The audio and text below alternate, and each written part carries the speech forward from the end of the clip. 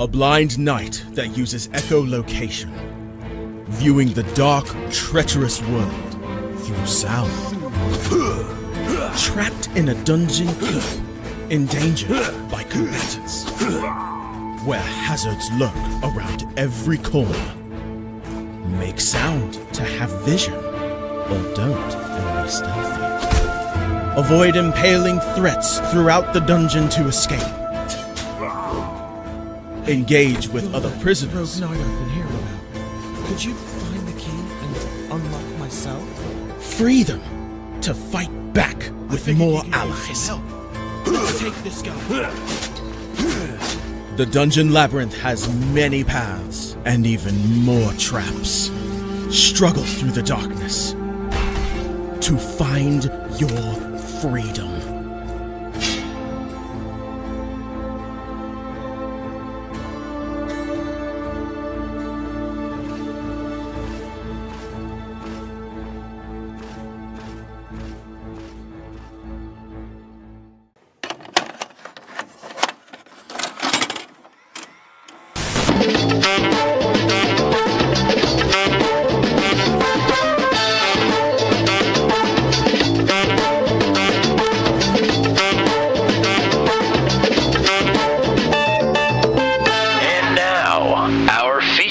Presentation.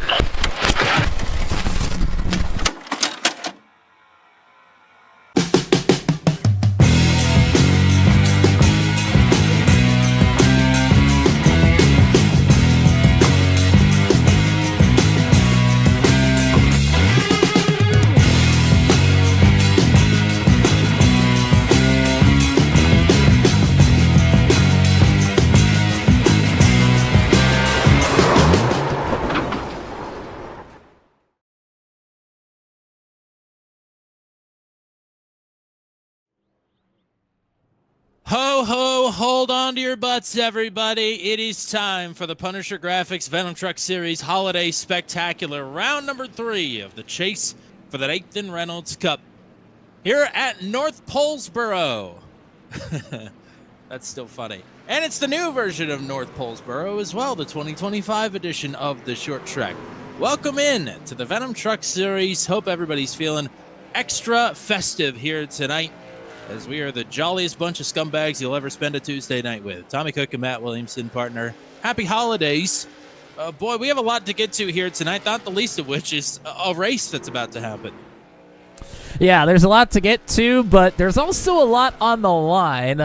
Your and I's conversation has been taken up a little bit by the paints that are on these trucks here tonight, but I think we need to remember what's important here also tonight is there are some serious playoff or chase implications on the line here at North Wilkesboro. Yes, there sure are, and we have another new points leader, but it's kind of the same points leader we've had most of the season. Brody Gunter lost the lead at Pocono last week, but he's really not that far behind. What's the lay of the land? Yeah, so Matt Schlosser able to take back the points lead here going into round number 3 of the chase. Brody Gunter's going to fall to second, just 10 points behind Matt. Chad Stearns has stayed consistent. He's sitting there in third, 17 points behind. Those three are really kind of separated themselves from most of the rest of these drivers here so far. Zach Lockett in fourth, John Kay in fifth, 32 and 33 points back respectively. Then you got Jan Van Leer, Joshua Matacek, Garrett Rainey, Andy Poliski, and then Andy Ducato is your last driver in the chase. Zach Lockett, John Kay, Jan Van Leer, even Matacek and Rainey and Poliski. There's, I guess, kind of a way for them to get there, especially Lockett and Kay, but it's going to be very tough with how consistent Schlosser, Gunter, and Stearns have all been this season. Let's talk quickly about North Wilkesboro here. 5 races in series history, but they've been on the 1987 version of this track. This is the newly rescanned and improved, quote-unquote, North Wilkesboro. It's still the same track layout, just newer pavement, new walls, and some of the walls are kind of in the way. So we'll keep an eye on that as the night rolls along. We got about 2 minutes before we go to the starting grid, though. We're going to use this time to bring in the holiday spectacular portion of the program, there's a paint scheme contest here this evening. And the criteria was ugliest paint scheme. Some of these are quite ugly. Some of these aspire to be ugly, but are actually really good. So we're going to ask the folks as we roll through the paints here to give us some of your favorites, and we'll weigh them against our shortlist, and we will produce a winner by the end of the night. But Matt, tell us who we're looking at and what we're looking at. Yeah, so this is John K. here in the 2. I think he's kind of going for like a candy cane present wrapping paper sort of look. That one is interesting. It also says "suck it" on the back of it, so I don't know. I think that might be an ode to DX. I'm not really sure, but we're going to move on to the 32 of Andy Poliski. On there, you may see Andy dressed up as, is it Ralphie from the Christmas Story in the Easter Bunny pajamas, I suppose, and then Cousin Eddie is also making an appearance there as well. We're going to move on to Austin Holyfield here in the 10. To me, and I don't want to put this on, I don't want to put any opinions on anybody. To me, this is actually a pretty darn good looking paint. It was supposed to be ugly. This kind of toes the line of actually being pretty damn cool to me, but I'll let the people speak as they may. Let's go down to Kyle Zittel here in the 53. He is running the Big Nick with an N Energy 53 here tonight. I wanted to make sure that I made that quite apparent. Also kind of a present wrapping paper sort of paint on there with a couple of logos and some writing. Let's move on to Eric Breeding here in the 26. Fairly similar to Kyle, I would say. He's rocking the old red and white stripes there with the nice green. The classic Christmas and holiday colors there for you. And just in front of him is the 35 of Hayden Palumbo. To me, a little bit in the same vein as Austin Holyfield. We'll look at more of these as the night rolls along, but there's a look at some of the paints that are sitting out there, but we'll show you the rest of them here as the race rolls along. Yeah, trust me, if history has anything to say about tonight's race, we'll have plenty of downtime to talk about all the paint schemes that are going to hit the track here this evening. And there are a lot of them. Some of my favorites are definitely in that crop, though. Let's go racing here tonight at 2025 North Wilkesboro, round number 18 of the season. The Punisher Graphics Venom Truck Series Holiday Spectacular at North Wilkesboro. Brady Gunter with yet another pole position here this evening. That is 2 weeks in a row, and that is his 6th Tech Tape Pole Award of the season. Matt Schlosser, last week's race winner, started his outside. These two, the championship favorites. Andy Poliski and John Kay, 2 previous North Wilkesboro winners on the old version of the track. They start on row number 2. Jordan Journeau, great qualifying effort for him. He'll line up in 5th. Sam Bumgarden will line up to his outside on row number 3. Hayden Palumbo and Jan Van Leer, 2 drivers on a tear right now in the postseason. They start on row 4.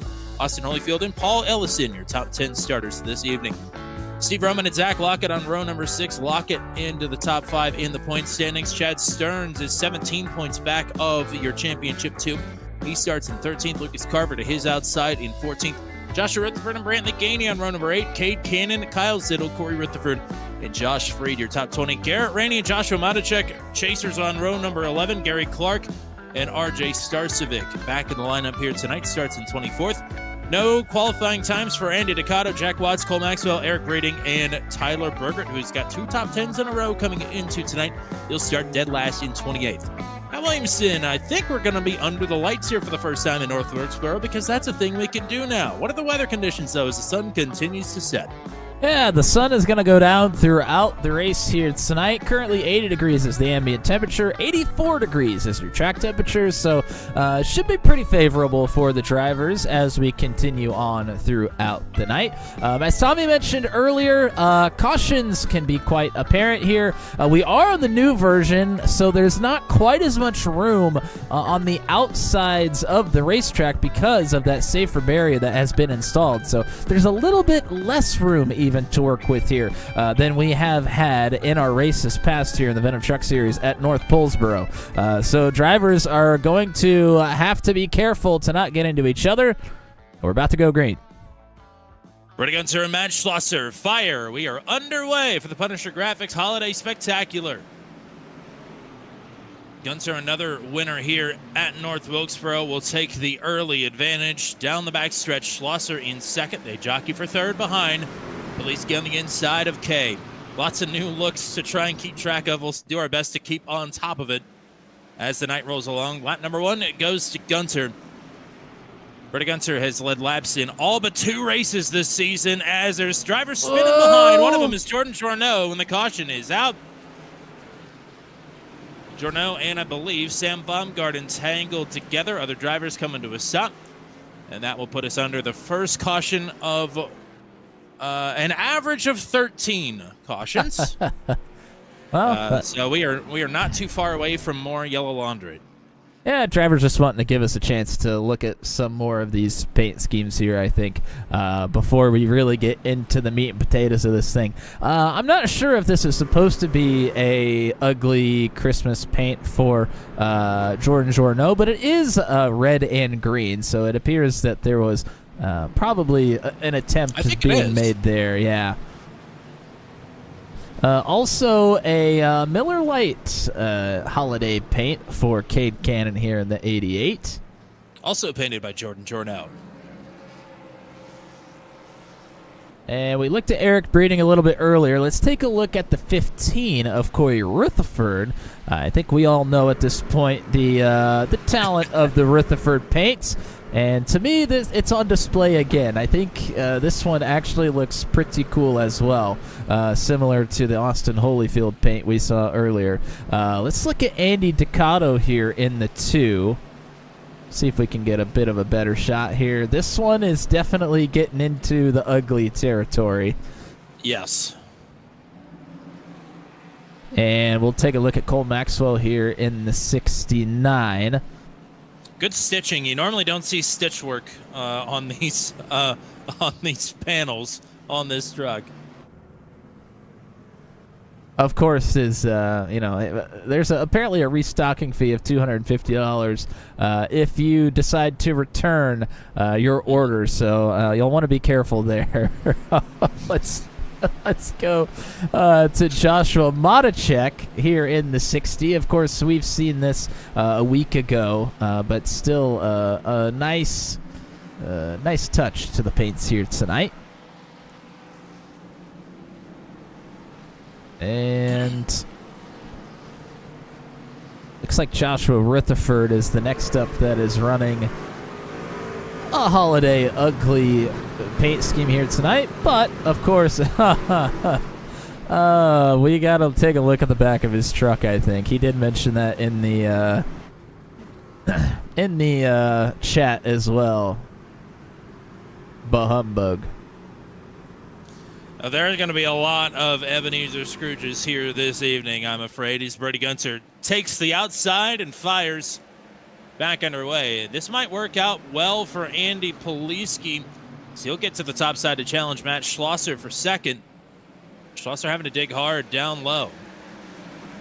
Yeah, and to Brad Slagel's point in the chat, these trucks are pretty loose, especially with all this new sort of gripless concrete. Or not concrete, but pavement. You know what I'm trying to say. It's tough sledding out here. Pun very much intended. Yeah, it would be tough sledding, trying to put your skis on asphalt. Yeah. Yep. Whoa, almost a bit of contact there between Palumbo and the 2 of John K. John's working the outside early here. Yeah, to your point about the good-looking trucks, Hayden Palumbo. Yep. Absolutely. That thing is hot. It sure is. This competition tonight is really all up to interpretation. So, the truck that you might vote for is certainly probably going to be different than the truck that somebody else votes for. But we've seen most of them here tonight. Might put your thoughts in the chat of which ones you like, which ones you don't like, which one you think looks good, and which one you think might be the ugliest. That's kind of the name of the game here tonight, supposedly. Brad Slagle, all is with you on Austin Holyfield's great-looking 10 truck right now. He runs just outside of the top 10, snuck in for a top 10 last week at Pocono. There's some shuffling through the field still, but it's a 1.3-second lead for Brody Gunter. As we try and say hello to everybody in the chat. This is usually when they start to crash, though. Robin Monachek, Brad Slagle, Bailey Monachek, Joshua Rutherford, Nathan Carroll in the chat as well. Hello, and I miss you as well. And Don Golden hanging out with us here thus far this evening.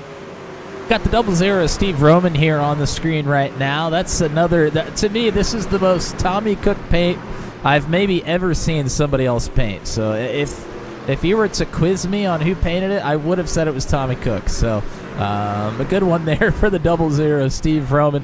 Paul Ellison's currently running in 8th. He's got the double nickels there and the special number on the side of the truck. Ooh. And of course 6-7 on the hood. Yeah, great. That's for all you kids, all you kids at home. That's for you. Oh yeah, all them kids watching Turn 200 on a Tuesday night, studying for their finals. John K. Hayden Palumbo still going after it here for the 4th position. John able to keep it around the outside here. Hayden's a good short track racer, and he has been hot of late. Really, the last month and a half, he has not put a foot wrong. Even when he did put a foot wrong in Michigan, he still came back and won the race anyway. We'll jump back a couple spots here to Jan Van Leer in the 5. This one certainly fits the bill of the goal for tonight, I think. I think if you quiz me on the perfect midway point between ugly and good, this is it. This is definitely an intentional rush job. I just love the JPEG square picture on the truck. It looks nice. Have we looked at your second place runner, Matt Schlosser, yet? That's also a quite bad on purpose paint scheme that I love to bits. Yeah, this one's definitely on the right track for being ugly. There's no doubt about it. If you look closely, which we're going to have to get some lights coming on here, I think, because it is quite dark right now. But the Christmas tree on the side of the truck, that is Matt Schlosser's number for the evening. There are 04s all over that thing like they're the ornaments. So, yeah, he certainly put a little bit of thought and effort into this one here tonight. John Kay just got wicked loose in the middle of 1 and 2 and tracked it all the way up to the wall. But the high side in 1 and 2 is a good place to be. He's still got a good run, and he's still fending off Hayden Palumbo. One thing I always like to mention, it's like Pocono, kind of. It's the factoid I have to bust out every time. This track is on a slope. So you are going, I believe, uphill into 1 and 2 and downhill into 3 and 4. As if it wasn't challenging enough already, the two ends of this track drive completely differently. Yeah, they are certainly way different. I think the last one that we have to look at here as far as paint schemes go, Sam Baumgarten. We saw it sideways a little bit earlier, but let's take a look at it in its proper form here, going straight on the racetrack.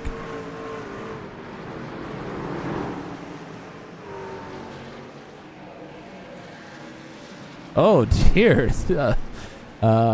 RJ Startsvik in the chat saying that when he started the race, he was getting 20 FPS. That is undrivable at that point. So that is not ideal. I did see him pull in a couple of laps ago. As Kay hit the wall down the backstretch, and Palumbo's got a good look here to try and take over 4th, but Kay still with momentum on the top side. A bit of side-by-side between Ellison and Jan Van Leer as well. Jan sits in 7th, Ellison in 8th. So I haven't talked too much about strategy. Still 3 tires in the pits, or rather 3 sets of tires. They only get 3 tires total. They only get 3. Yeah, pick your 3 and also pick when to come in. But this, if this, beyond all hope, of this going caution-free from here on out. If it managed to, this should still just be a one-stop race. These tanks are pretty long. Yeah, they can make it on fuel. I mean, it's a newer track surface. They can certainly do it on the tires, I believe, as well. So yeah, I think you hit it on the head there. I think depending on where the cautions fly, I think we are probably looking at a one-stop race here. We also had some experience where the drivers were saying the tires weren't wearing a whole lot here in the last week or two after an update. So these tires might even have more life than usual, but we haven't seen them on a short track yet. So, yeah, it'll be interesting to see how they behave here tonight. So again, we've kind of indirectly said it, but also I'm going to directly pose the question to our audience. Post your favorite paint scheme, and we will take them into consideration. We've seen, I think, all of them now. If you want to look at one again in particular, we'll try and work them in as we can. Or if you just tell me, I'll probably do it right away. I'm like a Labrador Retriever that way. And also, I don't know what it says about me or you, other than maybe we've spent too much time together. The first thought that I had when I saw Steve Roman's truck was the same thought that you had. Where I was like, this is the one that I would drive out of the ones in the field, other than maybe Hayden Palumbo's. I mean, you made one almost eerily similar to that, just with different colors. So, Yeah. Yes, I did. Little side-by-side action. Vroman, speaking of, it locks it up down the front stretch and nudges into the inside wall, and that will bring out the caution. And I was watching him as that happened. The truck just came out from underneath of him out of turn number 4. And he did make a little bit of contact there with the inside wall, but that's caution number 2 on the race here on lap 32. And you mentioned the contact with the inside wall. Should mention that there is safer barrier there on the inside of that wall on the front stretch now. In seasons past, if you hit that inside wall, your race was almost as good as over if you hit it with any rate of speed, because it was just concrete. There is safer barrier there now, so trucks should be able to take a little bit more punishment when they do get off course here tonight. Lots of drivers coming down pit road here. Let's go take a look and see what happened with Steve.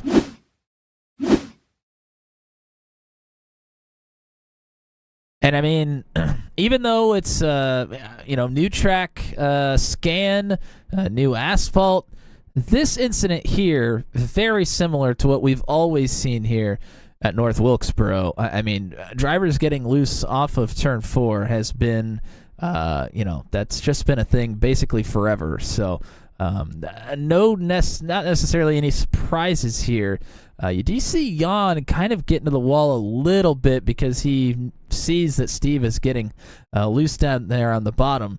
Steve has this thing locked up for a good ways and still nudges into the inside wall. So, he does a good job of not hitting it with a ton of speed.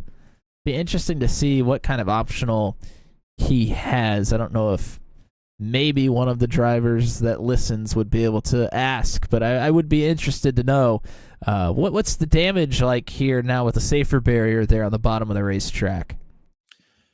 So the top 7 drivers stay out under this caution. Worth pointing out as well, there are, I believe, 5 drivers that did not get off pit road in time to beat the pace truck out, so they will be trapped a lap down. But the 7 drivers that have stayed out, John Kane will now inherit the league. Lucas Carver on row 2, Garrett Rainey and Cade Cannon on row 2. Did I say row 2 already? They're on row 2. Corey Rutherford, Andy DeCano on row 3, and Jordan Journeau on the inside of Brody Gunter, who is on fresh tires after winning the race off of pit road. Kay, in line with what we've seen with Gunter already, will elect the outside. He fires, and we're back underway. A couple of drivers spinning the tires. Oh, Garrett Rainey! 2 around. And Multiple Corey drivers. Rutherford. Brody Gunter, big time damage. Oh, they're still crashing. That is most of work in progress that all piled in together there. Gunter, but I would imagine some pretty big damage. I mean, that was late, and Van Leer, Baumgarten, and others were still crashing. Yeah. So that does not work. Fresh asphalt in a mix of old and new tires, and nobody had any grip when they put the power down. That's caution number 3. I mean, the first one started with Garrett Rainey, but I don't think he had any effect on the second half of this incident that happened.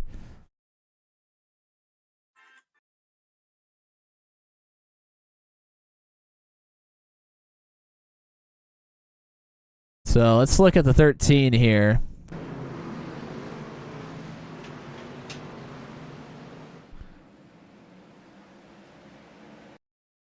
So Rainey gets loose, and Rutherford is right behind Rainey. And Corey gets loose right up into his teammate. Others, oh dear, piling in here. Jan Van Leer gets absolutely blasted. And it looks like that was Holyfield that pushed Jan Van Leer right into the rest of them. And then Jan is, out of control at that point because of him getting hit right down into Sam Baumgarten. And then, that's just a chain reaction. They didn't expect a truck that late in the incident to be coming down the racetrack like that at a low rate of speed. So, that was an interesting restart. I guess they're just giving us some more time to look at these ugly paints. They know that there's not many people that have told us their pick, and they want them to put it in the chat. That's right. Or, I guess the two of us could just decide for ourselves. No, we could. I mean, that's kind of what we're going to do anyways, I suppose, but I probably shouldn't tell them that. So, an interesting thing just happened where the scene of that accident was not clear by the time the pace truck rolled back around. So most of the field, well, not most, a good handful of drivers just had to take a wave around when they really didn't do anything wrong. So they didn't get an opportunity to pit, but they are going to get this caution extended, and they're going to come up to the back of the field back on the lap that they were on. It sort of robs of an opportunity to come down pit road to fix damage or, I guess, get tires if they didn't. So we'll sort of re-rack them as the pace truck is off. Third restart of the night. John Kay still in control. Lucas Carver on to his inside. Road 2 is Kate Cannon and Andy Ducato. Matt Schlosser on fresher tires in 6th with Jordan Jorno to his inside. Back underway. Big getaway for John Kay there. We're taking a look at the car inside camera for Lucas Carver, who was also wearing a Christmas sweater. He is committed to tonight.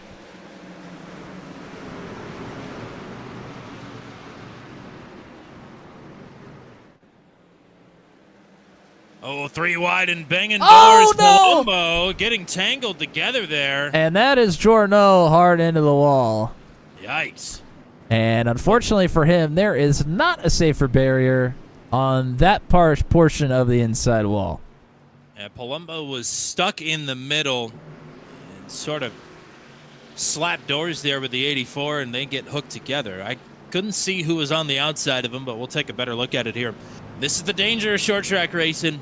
It happens a lot in Venom. Cautions breeding cautions after a long green flag run to start this one off. Let's take a look. Looks like this might be Matichek on the outside in the 60. Let's take a look at it as they come out of the corner.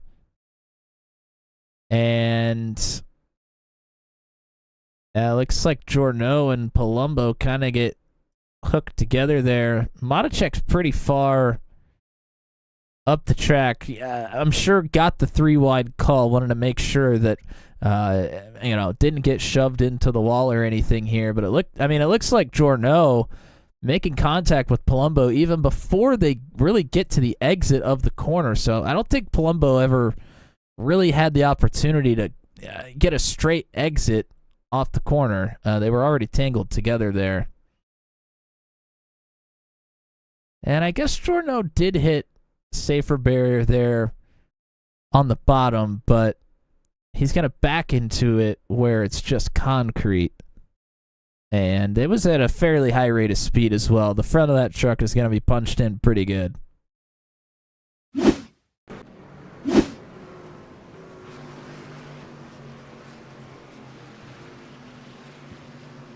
So Jorno getting some damage fixed.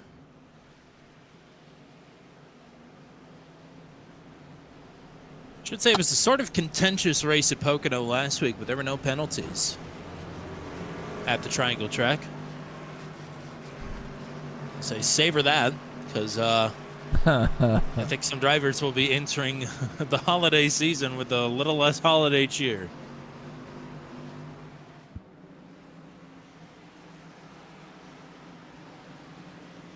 Yeah, we're in the chase. Anxiety of where you finish is kind of high, and we've had a couple of races with some incidents for sure. And I think Matt Schlosser might get a restart violation here. Yeah, he is supposed to be on the bottom, and he's having the space left for him, but he is not hearing the chat. So the green flag is out. That was rather interesting. Carver immediately back to third. Schlosser's in second. He's on fresher tires, though. We'll see if he can take a bite out of John Kay here. We'll see if this field can make it a couple laps and settle into a rhythm. Oh, boy, that was Man. really close there between Ellison and Poliski, and the caution is out, and that Joshua is... Rutherford. Yep. Well, normally I would say that doesn't necessitate a caution, but he did have some drivers behind him. He did have oncoming traffic. It was sort of a spin and a save, and it sounds like he may have had some help. Yep. Let's take a look at the 64 here.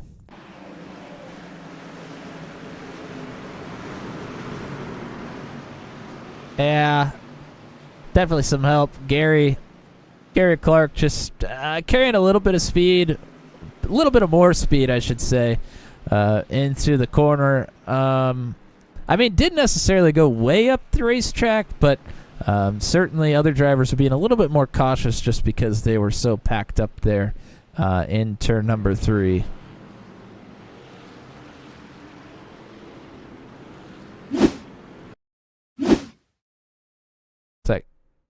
Take another look.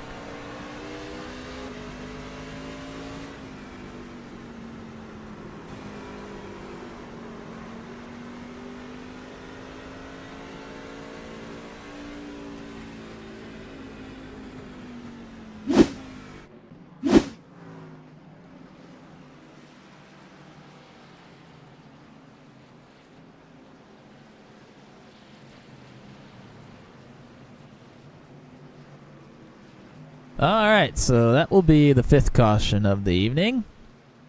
Just about a third of the way through this one.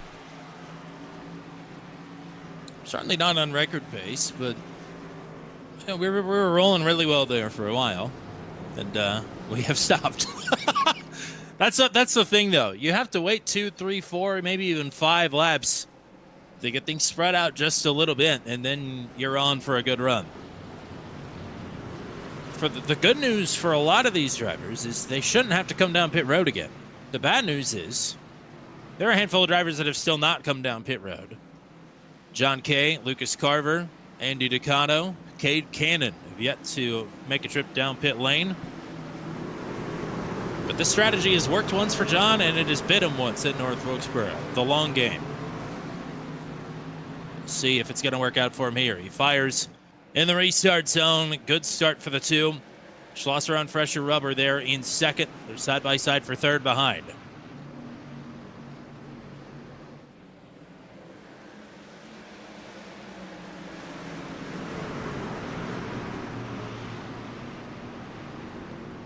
Carver and Poliski continue to battle here for 4th, side by side.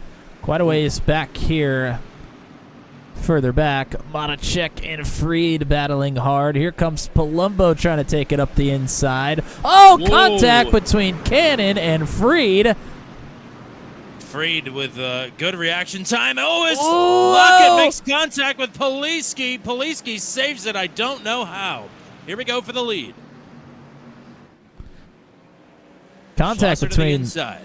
Gunter and Zittel, I believe, as well there. That was a lot happening in that set of corners. New leader 04. 3 wide. Monacek this time in the middle with Palumbo and Ducato on either side of him.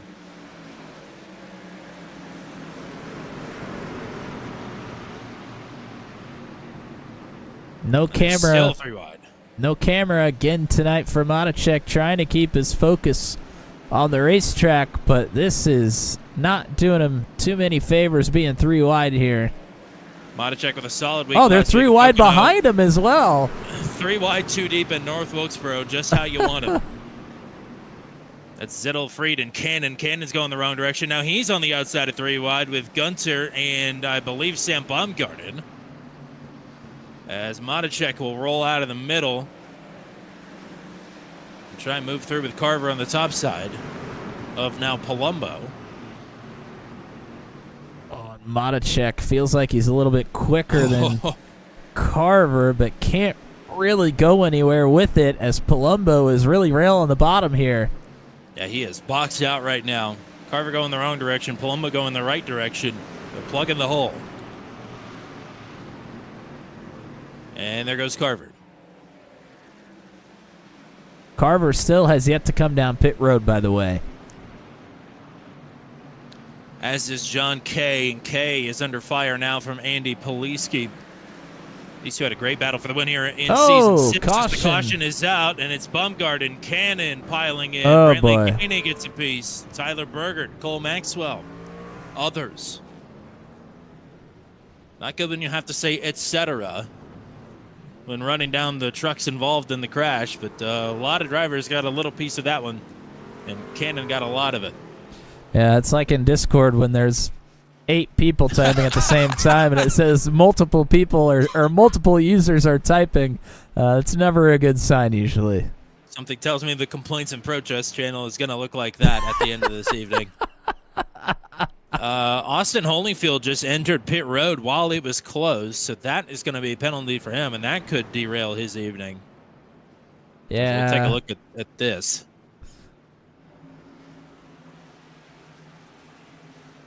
Let's take a look. Not quite sure exactly where this starts, but we'll take a view at Cade Cannon here to start. Oh, it looks like Ducato gets up in the wall, maybe. It didn't really hit the wall that much. Let's see where this thing really kicks off. Oh, and that is exactly where it kicks off. Looks like maybe Gainey trying to get to the outside here. Not sure how much that had to do with it, though. As, yeah, I think Cannon was just going to try and run the middle lane after he was running the top, and Baumgarten just assumed he would go up to the wall to get a good entry into the next corner. And that was not the case for the 88. He was trying to hug the bottom there. And here comes the cavalry into the picture. And Cannon was one of those drivers that had not come down pit road, and in fact, he is still not come down pit road.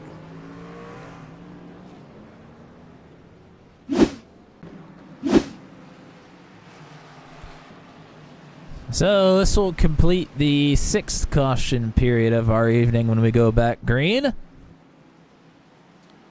Shout out to Stickers McQueen. I cannot believe that YouTube is outing government names. Yeah, that was an epic poll on your behalf last week or 2 weeks ago, whenever that happened. Schlosser on the outside, fires. We're back at our way. Kay still on the old tires. You can see that truck fighting to come out from underneath of him. He'll try and hang on to second with Poliski and Lockett behind him side by side. Palumbo in the mix to round out the top 5. Lockett absolutely railed the outside there, but wasn't able to get a huge run. Poliski doing a nice job on the bottom. Palumbo a nice job on the bottom here as well.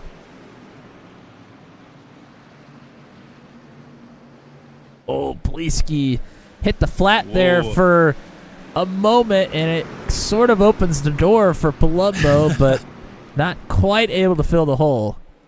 That's not an open door on lap 67, but if we get to lap 167, that is an open door for sure. Palumbo thinks better of it. If we get to lap 167, we got problems.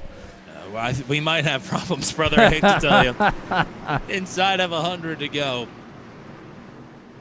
If you've just joined the stream, remember an open invite to post your favorite paint scheme of the night. A small prize goes out to the worst, quote-unquote, paint scheme of the night. And I think might get interviewed if they wish to do so. Okay. I like it. Schlosser with a quite ugly scheme leads the race. John K. fighting for his life on older rubber. With Poliski and Lockett stacked up behind him, Palumbo rounds out the top 5. Ellison Monacek battling right now for 6. Ellison trying to take the spot away on the top side. Honestly, John K. his paint reminds me of those peppermint barrels that they used to give out when you were about to take a state test. Those were those were pretty tasty, if you ask me. Yeah. I knew a C+ was inbound as soon as I was sucking on one of those.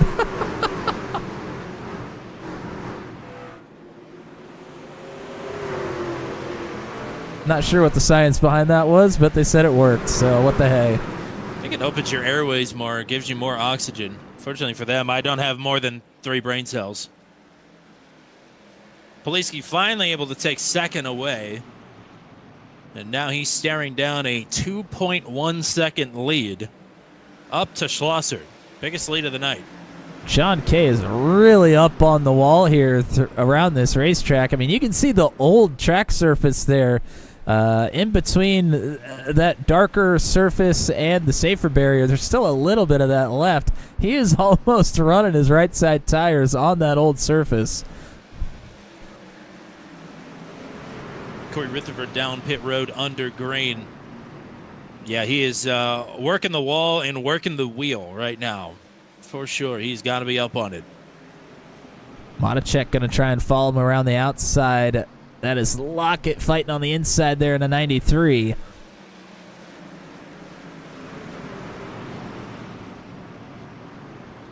Oh, and we might be 3 wide.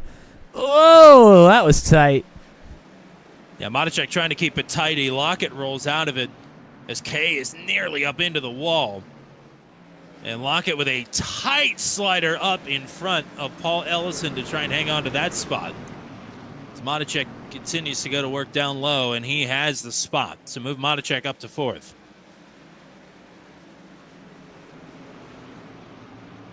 And Zittel going to start working the bottom here as well. Lucas Carver on some fresher rubber, trying to make his way through the field. He came down on lap 62. And slides right in front of Josh Freed. Not much room to spare there. Oh, and Baumgarten and Zittel leaning on each other. Baumgarten gets loosened up. He'll lose a couple spots here.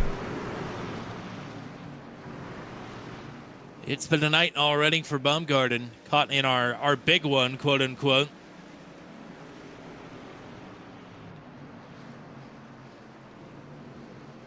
Well, Andy Poliski got clear of John K., but Hayden Palumbo has caught him rather quickly. And Poliski not making time on Schlosser.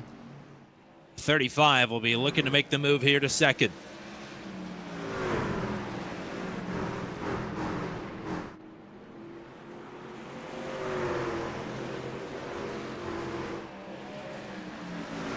Oh, problems for Brody Gunter. Caution is out. He is backwards on the inside of turn number 2. And he is putting it in reverse, Terry. Now we'll Wrong change holiday. Well, not the way I celebrate.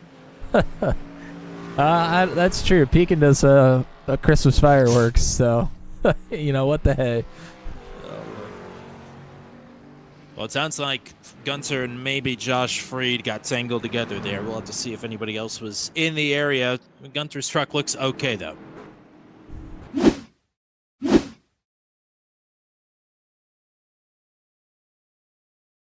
Alrighty, so Freed and Gunter side by side here into turn number 1, and yeah, I think Freed got in there a little too hot, slid up the racetrack.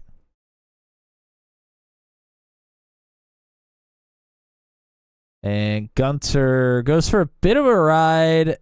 Ew, yeah, pretty hard contact to the wall as well.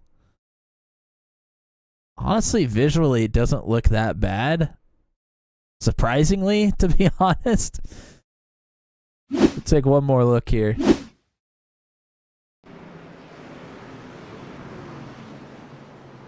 Yeah, and you can see Freed's nose pointed up the racetrack there when contact is made, unfortunately. Got a little too overzealous that time. Freed did claim responsibility for that as well. Take a look at a couple other car inside cameras here. Kyle Zittel and Joshua Rutherford.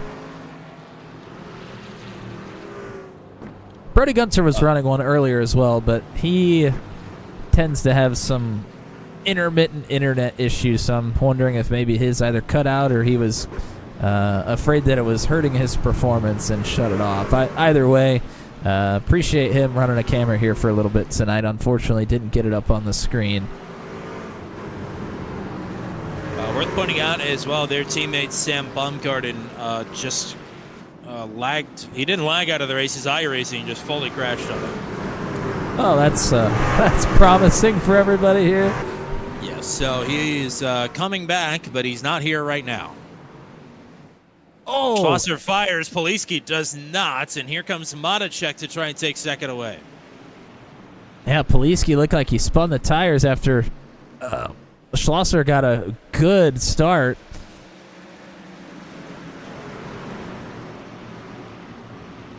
Ooh. Matacek right down to cover off Palumbo and move Joshua Matacek to second.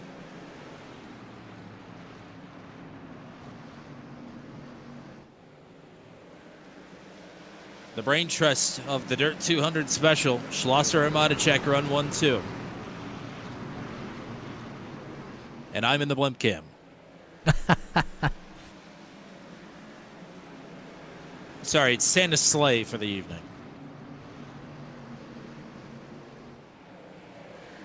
John Kay still has not come down pit road so far tonight. Currently running in 6th, but now Lucas Carver and Kyle Zittel as Carver gets pretty loose. And Zittel will firmly hang on to that position. Paul Ellison will get by here as well. I mean, history tells us we're going to hit double-digit cautions. So John Kay just has to pick his spot perfectly when he thinks one of the last 2 cautions are going to be to get up to the front of the field. It's a tough game, though. Yeah, he's got to have enough time to be able to use the tires to get up to the front, though. But it's a tough call for sure. Palumbo trying to take second away from Matacek here. As Robin Matacek in the chat giving us a little lesson on the peppermints.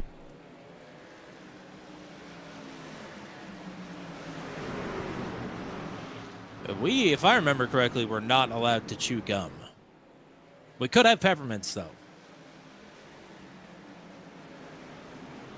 That was just a general rule. Which, you know. It does make me sad that they can't give them out any longer, but I guess we just had it too good. We just didn't know it. Apparently. Oh, man, Matacek and Palumbo getting pretty tight quarters there. Oh, even tighter that time around. That was almost a left rear. And those are two drivers that race hard, and they race each other hard. And they're doing just that right now. Palumbo keeping it wrapped neatly on the bottom.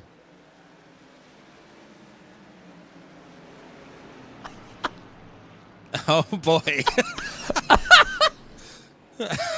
Okay. Unfortunately, I don't think they're going to give that out in school either. No, we definitely couldn't have that. I know a few people who could attest to that. Oh, baby. Boy, Palumbo is really getting close, and he is not going away. All the while, Matt Schlosser has opened it up to 2 seconds out front. Yeah, he is comfortably leading this ferocious battle for second. Monachek and Palumbo are running each other hard, and Poliski and Lockett just get to watch on. For now. And by the way, we're across the halfway mark of the race. Matt Schlosser got himself 10 extra bonus points. Joshua Monachek made up the most points positions last week at Pocono. As they make contact again, Monachek might be able to scurry away. That was tight. And Monachek has been on a mission after Michigan. Poliski tried to make his way through as well, but the door was closed. Further back, John Kay side by side with Brantley Gainey as Kay continues to lose a bit of ground here on the older tires. Yeah, Kay is in a mess right now. Just because there's a lot of incoming and outgoing traffic.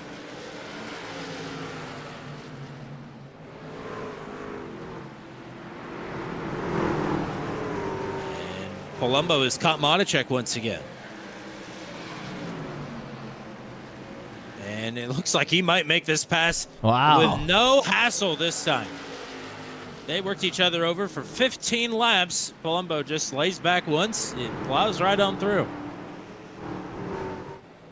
Seems like if you can really run the bottom well, that might be the place to be, but we've seen multiple lines work here throughout the night. That's one of the great things about North Polesboro.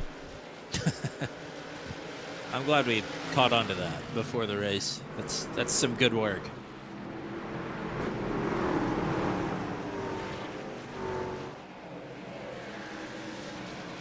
So chasers right now, of course, Schlosser the leader, Monachek in third, Poliski fourth, Lockett fifth. Then you got to go down to Jan Van Leer in ninth. Chad Stearns was a lap down early in this race. He's back on the lead lap now and into the top 10. That might be bad news for some of the drivers in front of him as he continues to pick his way through the field. John Kay still fading on old tires. Is about to get overtaken for 11th. That'll put him back to 12th. Garrett Rainey is in 14th. Oh, and Andy Ducato is the one that's passing John Kay. So move Ducato up to 11th. And unfortunately for John, I think he waited a little too long to employ the strategy. We will see. If he can get a caution within the next 10 laps or so, I think 50 laps is enough if he can keep himself out of trouble. And that is a huge if. This trouble is not hard to find at the end of these races. Certainly not. Chad Stearns continues to try and work his way forward on the inside of Gainey. Looks like we got a couple votes for Matt Schlosser for the ugly paint scheme of the night from the Monacheks. And Don Golden pointing out some loud paint schemes. That is a nice way to put it. Mm-hmm. Ugly was the criteria, and some of these quote-unquote ugly schemes look great. And then some of them do quite look very ugly. But I haven't seen a actually bad one yet. Cue the hamsters. Yes. Oh, problems for Joshua Rutherford. He stopped on the backstretch. We're still under green, though. And he's just going to tow back to the pits. And he has got a meatball flag. So we're still under green, but that looks to be the end of the race for the 64. And worth pointing out as well, we were running through the chasers. Brody Gunter never came back out onto the track after his accident that brought out the last caution. So that has big points implications.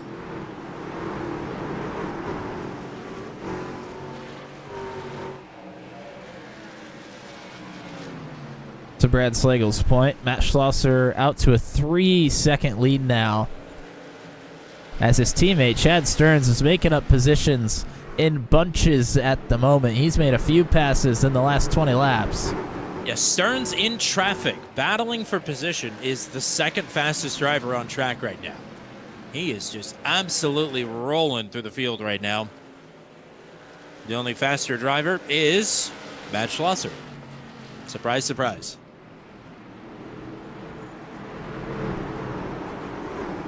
Unfortunately, a bit of a disgruntled message from Joshua Rutherford. We didn't see necessarily what happened. We'll see if maybe we can find that here if we get a moment to take a break. And I'm sure it's probably coming at some point. Well, I just went and looked back at it. It looks like the truck just got away from him. I don't understand how that's not a caution, but okay. It kind of happened earlier in the race as well. It took a long time for a caution to come out for, I believe it was for maybe Garrett Rainey. I can't remember exactly. Or maybe that was for Steve's incident earlier. Nonetheless, seems like iRacing a little stringent on the cautions here. I've been too hard on them for throwing just egregiously bad cautions before. So I can't immediately reverse course. But that certainly would have been a nice time to throw one. Pleski still not quite able to run down Monacek. Monacek still sits in third. They are getting run down. Stearns is drawing a bead. I mean, And it's also, go ahead. It's no surprise that once we finally get a long green flag run, Chad Stearns has suddenly come out to play. You mentioned Cousin Eddie on the truck. That is supposed to be Cousin Eddie, but it's also photoshopped to be Jeremy McKinnon. Oh my goodness, I did not realize that. Santa Claus is Steve Roman. And Jeremy McKinnon is also on the hood of that truck. So if we're missing McKinnon, which we are, you at least get a sighting of him. Cousin Eddie fits. I have more respect for the paint now. Well, Stearns doesn't. He's going to show his disrespect right now. He's going to try and motor right on through. All right, it will be 50 laps to go this time. I think John Kay might be panicking at this point because he will have to make a pit stop, even if it's under green. Even with the amount of caution laps that we've had.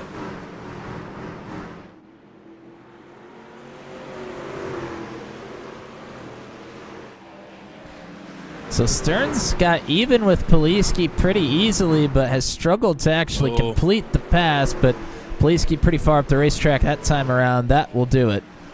Yeah, I think Poliski wanted to run off the top side, but didn't roll the middle very well, and that will Stearns to get through. And Stearns goes right to work now on Matichik to try and get up to third.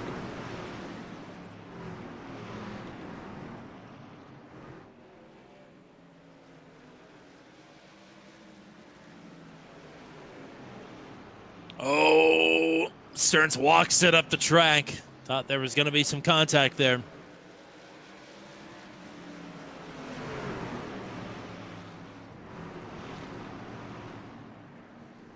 And Stearns, Matichik gets loose there. That might be just enough for the 05 to get the spot.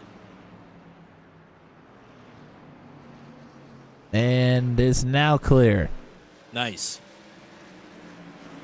One final point on John Kay before we see how it plays out. It's at the point in the run where everybody's coming down, and he's going to be pinned down in 13th if we do get a caution.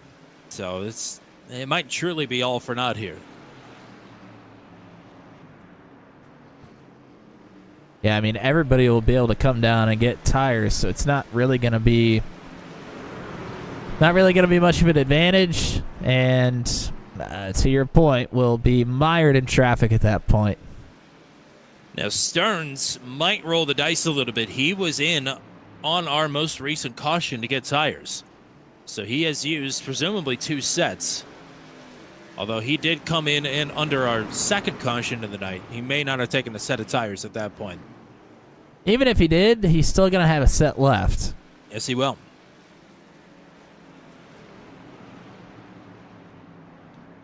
If I had the option of getting new tires or keep tires that are half the race old, I probably would come in, especially if I was in the top 3.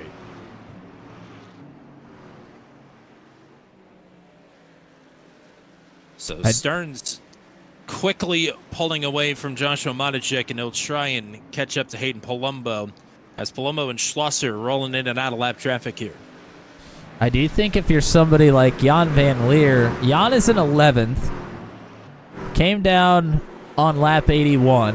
Brantley Gainey did as well. I mean, I think if you're those two and a caution comes out, I feel like you roll the dice and get your track position back.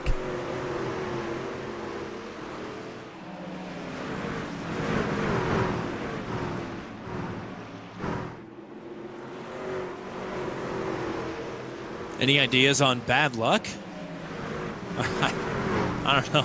This team has been cursed. I don't. Yeah, I was going to say. I think we need to weigh in. I think the whole stable's been full of that. It's been showcased quite well, I'm afraid. Unfortunately. So if you're looking for validation, yes, 100%.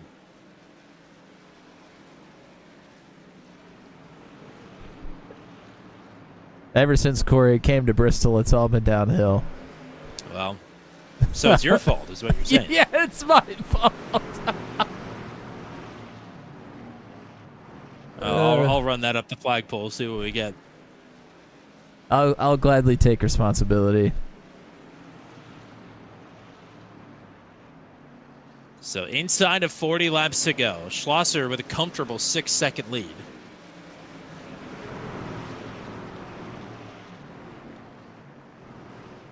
Poliski and Matichek drawing nearer together. Poliski putting in some good laps here in traffic to try and get back through on Matichek to take 4th.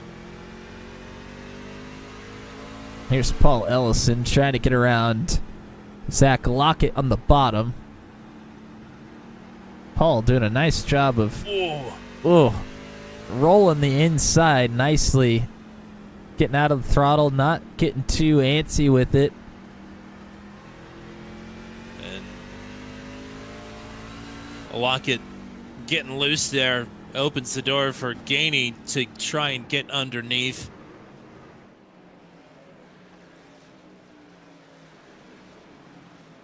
And Gainey will be able to move through on Zach Lockett and move him up to 9th. Yeah, looks like that top side just is not panning out here. We've seen multiple drivers trying to run it, maybe out of necessity with the way their tires are at this point, but nonetheless, it has not fared super well for most.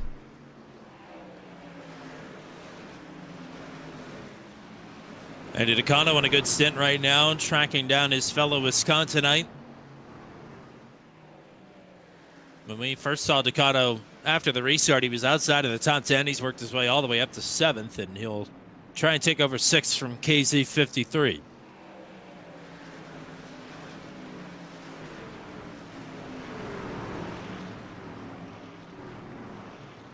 Oh, caution is out. And it's Jordan Journeau down the backstretch. Almost exactly where Joshua Rutherford was, and this triggers the auto caution for some reason. Whatever. But Journeau with some contact to the inside wall. And that will be a one-lap stop and hold for a second claimed caution of the night. I'm sure Journeau is just looking to get out of North Wilkesboro at this point. Oh boy, here we go. Pit stops. See if anybody is going to roll the dice. Not looking like it. I wouldn't imagine so. John Kay comes in from 13th for his first stop of the night.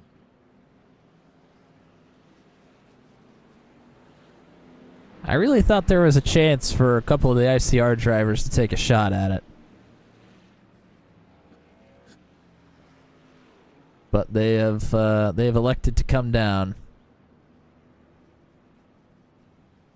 Matt Schlosser with a huge lap traffic buffer. Should have no problem winning the race off of pit road. And there is a driver out on the track right now that has stayed out. In fact, he has not come down pit road all night. That's Cade Cannon. Wow. 135 lap old tires.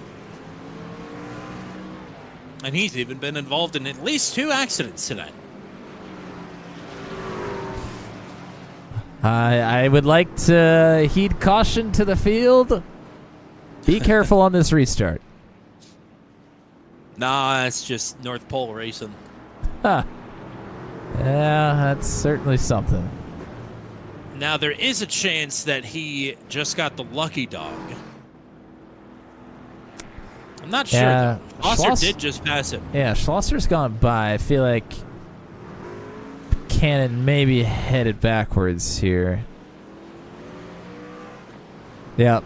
I think he's going to go to the back of the line here. Okay. Well, he still is not pit. So, but at least he won't have, he should be all the way at the end of the field. Yeah, I mean, this is out of necessity. I mean, I don't blame him for staying out, taking the wave around. I mean, he won't get to come down pit road here, but if another quick one comes out, he will then get the opportunity. Steve Roman and Josh Freed get the wave around, so they will be, I believe, back on the lead lap. And yes, they are. So 17 drivers on the lead lap. We'll have 27 laps to go when we come back to the stripe. Matt Schlosser and Hayden Palumbo on the front row. Chad Stearns in third. It's a rerun podium from the last couple of weeks. It's really been these 3 and Brody Gunter that have traded the top 3 spots back and forth over the course of the last month or so. And they're going to do it again, this time with Poliski, Monacek, and Zittel, the top 6 thrown into the mix here. 27 laps to go. And that'll be a lane change violation for Palumbo, but I'm sure he doesn't care. See, he's just trying to hang on to second right now, fending off Poliski and Stearns.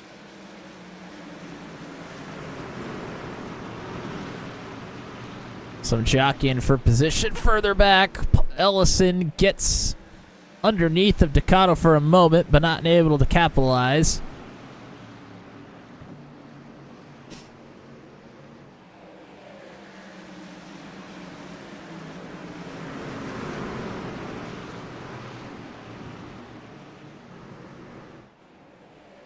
Oh, Zach Lockett loose, and they Whoa! are... Oh, Getting and out of Dodge. Gainey gets really loose, try to get around him. I don't know how he didn't cream that new inside wall. But right back side by side with Lockett. In the meantime, here's Poliski now to the inside of Palumbo looking for second. Oh, up the racetrack. Oh, and Stearns. Can he save it? He A does. I save. don't know how. He's going to lose a lot of positions, though. That will take him from 4th back to 7th, maybe back to 8th as Ellison works to the inside. Oh, Monacek quick with an apology there as Stearns now having a fight here on the outside. him and Ellison have nearly come together a couple of times. No slack being given here in the late stages of this one. 22 laps to go. Matt Schlosser in control, but now Andy Poliski is up to second. Poliski desperately needs any kind of momentum. He's won here in North Wilkesboro before. Can he be the first repeat winner here at the short track? Or will Matt Schlosser make it 6 for 6? Unique winners.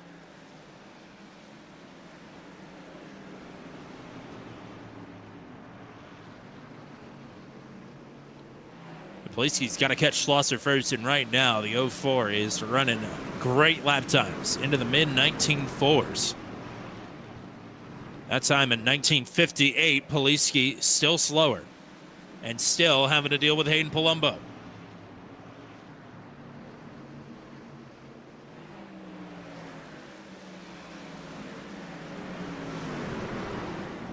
Stearns trying to mount his comeback on the inside of Andy Ducato.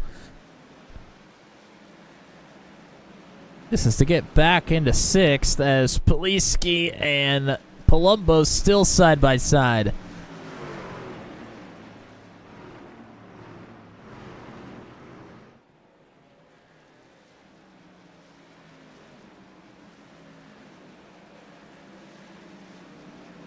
And both battles get settled right at the same corner.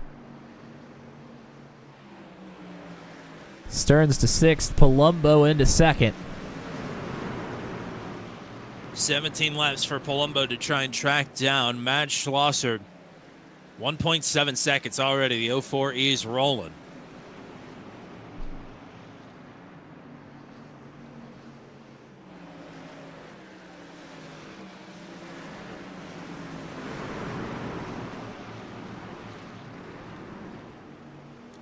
Andy Ducato, Paul Ellison side by side for 7th. Kay trying to pick up a spot on Zach Lockett behind them to move into the top 10. And Jan Van Leer sandwiched in the middle.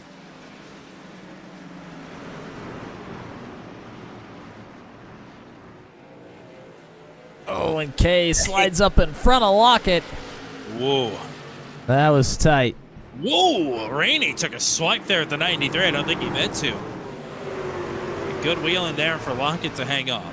As Kay takes the spot, moves up to 9th, or rather up to 10th.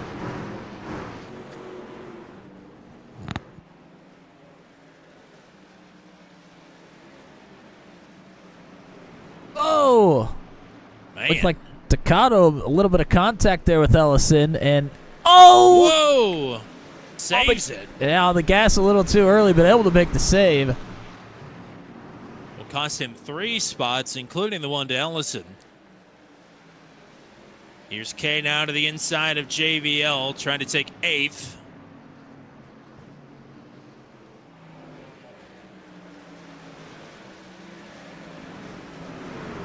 John Kay trying to work the slider line like it's his place of work.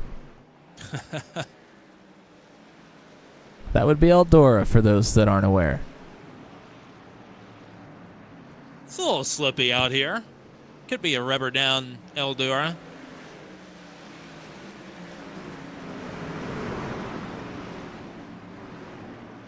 Meanwhile, out front, Matt Schlosser 1.6 seconds out in front of Palumbo.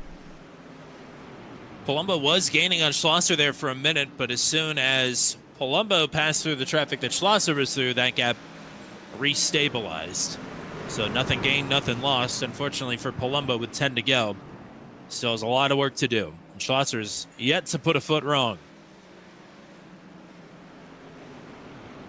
So a lot of side-by-side battling here through the pack. I don't know if Schlosser has to do anything wrong to be put in danger of losing this lead late.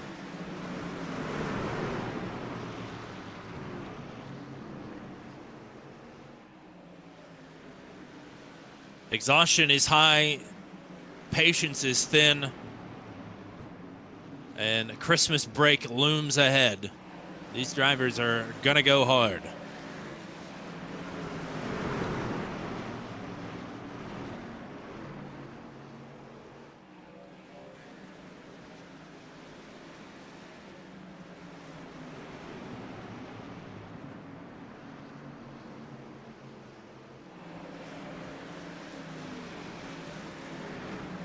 Rainey just cannot quite get clear of Lockett, but it's not going to matter too much because Ducato is right next in line.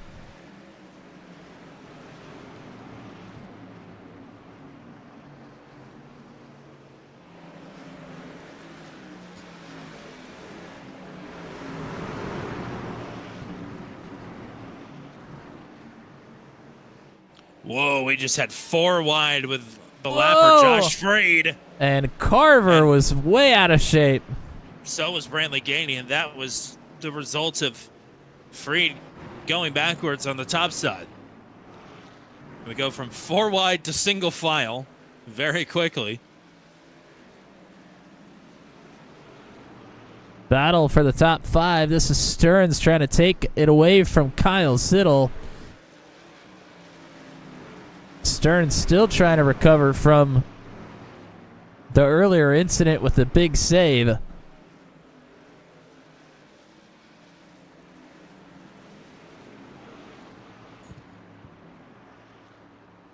That is Paul Ellison, forward position behind them as well.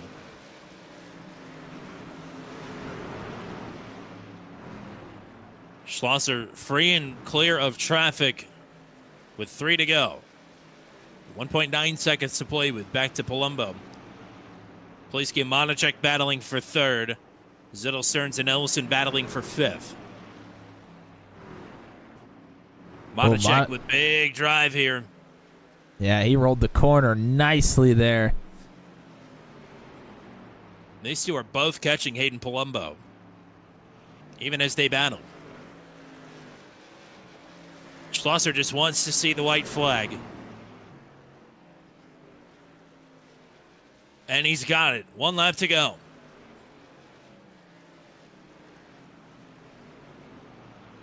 And the battle between Monachek and Poliski settled quickly. Monachek way out in front. It is a victory, the 6th of the season for Matt Schlosser. Matt Schlosser wins the Punisher Graphics Holiday Spectacular at North Pearlsboro. Hayden Palumbo continues to showcase his talents with another podium finish. Joshua Monachek back on the podium here tonight in third after a great battle with Andy Poliski. Kyle Zittel held on for fifth. Stearns will have to settle for sixth. Kate Cannon didn't realize he didn't take tires until right now. Didn't have to get fuel either. That honestly is remarkable, even with 7 or 8 cautions. And it is win number 11 in the Venom Truck Series, 2nd in a row, his 6th of the season. Statement win for Matt Schlosser, firmly in control of the points. A reigning series champion looking to go back-to-back in seasons 9 and 10. And boy, I don't know who's going to stop him at this point.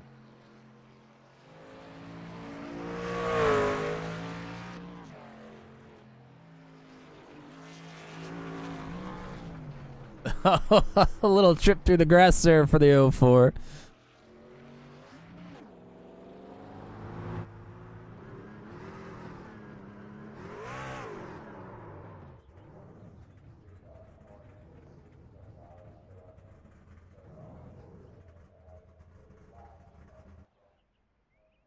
And the McRib on display there on the side of the 04 truck as well. How many mats do we have in here? Oh, does Stickers McQueen not know about the society? That is a real thing. Stick around for, I guess, initiation at some point here this evening. Let's get the full finishing rundown in. As Matt Schlosser takes yet another victory. Hayden Palumbo in second. Joshua Monachek, hard charger tonight, 22nd to 3rd. Nice run for the 60. We'll talk to these three in a moment. 4th place to Andy Poliski. 5th place to Kyle Zittel. Chad Stearns in 6th. Paul Ellison in 7th. John Kay up to 8th. Jan Van Leer and Andy Ducato will round out the top 10 this evening. Zach Lockett in the 11th. Lucas Carver in 12th. Brantley Gating will finish in 13th. It's 14th for Garrett Rainey as the first driver, 1 lap down. Steve Roman will finish in 15th. Kate Cannon in 16th. Josh Freed in 17th. Austin Holyfield in 18th. And then 2 laps down, Cole Maxwell in 19th, Tyler Berger in 20th, Gary Clark in 21st, Eric Breeding in 22nd. And then Jordan Journeau, I believe, is running at the end of the race in 23rd. Same for Corey Rutherford in 24th. The DNFs for Joshua Rutherford, Brody Gunter, Sam Baumgarten, and RJ Starcevic. The DNS tonight for Jack Watts. So we will go to the podium finishers here, and it's good to have Joshua Monachek back in the booth. It seems like it's been so long since we've had you up here. It's really only been since last Thursday, but it's been a minute since we've had you up here on a Tuesday. So good to talk to you. Yeah, pleasure to be up here. I think this is the single happiest that I have been to eke out a podium all season. I know you had to wheel and deal here tonight, starting from deep in the pack. And there was a lot of both wheeling and dealing here. Everybody tried to get acclimated to the new track surface here at North Wilkesboro. Yeah, Dislike the track, dislike the trucks. All in all, terrible experience. Would not recommend. Let's go back to the old model. But I mean, talk about what it takes to actually wrangle this interesting combination here, because it did not look very easy. No, it definitely was not. I think the ideal way to wrangle it was downshifting in the corners, especially once the tires wore away. It really helped get the truck rotated mid corner. I know Matt was doing it. I'm pretty sure Hayden was doing it. I mean, both of them, they're fantastic drivers. But I went into the race day, and I'm not going to do all that shifting stuff just to get caught in a mid pack wreck. But ended up not getting caught up in anything. I mean, barely eked out of a couple of them. More so just really just experimenting with lines. I was surprised at how many different lines you could run throughout the night tonight as the tires wore. I know that John Kay made it quite a ways on the starting set of tires while staying inside the top five. So I mean, that let me know pretty early on that tires were okay and that there was a good defensive line. I used that against Hayden a little bit. He was able to get around me, and then I think that's the only thing that really kept Andy at bay there at the end of that last long stint. But fun battles. Definitely happy for a podium after the chase run that we've had. Matt, what you got? Yeah, congrats on a good finish here, P3. You were battling side by side all throughout the night, as many of you were. I was curious if the safer barrier on the outside made much of a difference, maybe narrowing the track just a touch. Did you really notice that as you were working around the top side here tonight, or did it not play too much of an effect there? Yes, absolutely noticed it, especially when I was bouncing off of it. um, it was definitely there, especially coming off of 4. You get this run, and then the safer barrier kind of juts in right around the flag stand. I think I caught it there just about every lap at the end of the race. So I mean, it's definitely prevalent. I mean, even looking now, I can see it coming off of 2 down the backstretch where it just juts out. Definitely makes things interesting.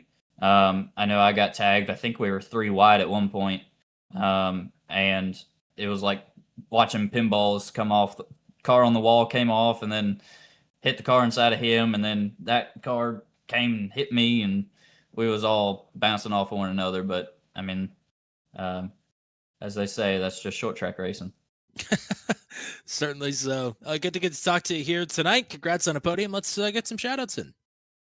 Huge shout out to my wife, as always. Definitely a big shout out to the brand new Wildish Motorsport Ventures teammates who are in my Twitch all night long, giving me some advice and rooting me on. I know they were in the stream at one point as well. So huge shout out to them. Excited to race with them next season in Max Velocity.